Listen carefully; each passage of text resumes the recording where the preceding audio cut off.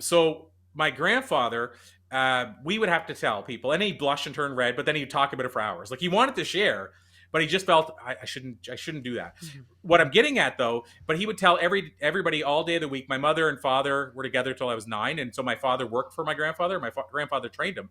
He would tell everybody that would listen that my father was the best Finnish carpenter he ever trained, how strong he was. He would promote my father to everybody that would listen and never tell a person he built a freaking fiberglass space shuttle that only 6 people in the world built. That I bet you this other 5 people probably had degrees and used to working with blueprints. You know what his blueprints were, Kelly? The guy that got him to build it drew it on a cigarette pack and drew a little tiny shuttle, and he said, "Here you go, Eddie. Here's the blueprints, and bear in mind it's not to scale." So my point is, that's the guy I think that made me want to promote others, because I watched him my whole life Mhm. talk about everybody else and never talk about himself.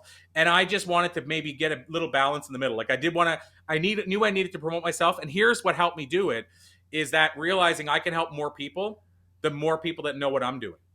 Wow. So I can promote more people and share more people if people know my work. But if I'm hidden and nobody knows who I am, it's harder for me to shine the light on others. And so I feel, if I really think about it fully, I feel my grandfather's the stick out or standout of my family who really were making it about other people. And again, I use the term promoting. He wasn't in a promotion world, but he was just like, oh, you got to meet my nephew. He does this, this, and this. Or whenever I started getting into, I had a newspaper when I was 19, like a business newspaper, like Success Magazine. You should have heard my grandfather. He would tell everybody, listen, my son's a publisher. My grandson's a publisher.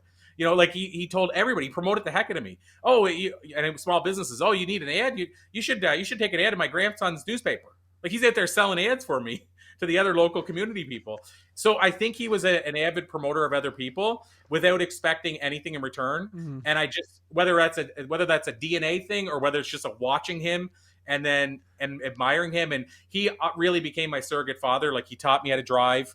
Helped me get my license. He co-signed for my first loan. Here's something, Kelly. My first car loan was for $400, and he co-signed for it. And so somebody listening might say, "What? Why did you need a co-signer for $400?" But my grandfather wouldn't let me get the loan on my own because he said, or sorry, wouldn't let me pay for it with cash because he said you're not going to build credit that way, and the bank wouldn't give me money. So even $400. So he said, "Well, I'm going to co-sign, so that way you'll have to start building credit." So that's the kind of person he was. And so he taught me how to drive. He fixed it. I'd call him and 7 at night and say my car broke down. He'd get in his vehicle and drive to me to fix the car. I'd call him when I needed directions in a different province in Canada because I forgot where to go, and he'd walk me through on the phone at 2 in the morning. So I feel like I got it from him.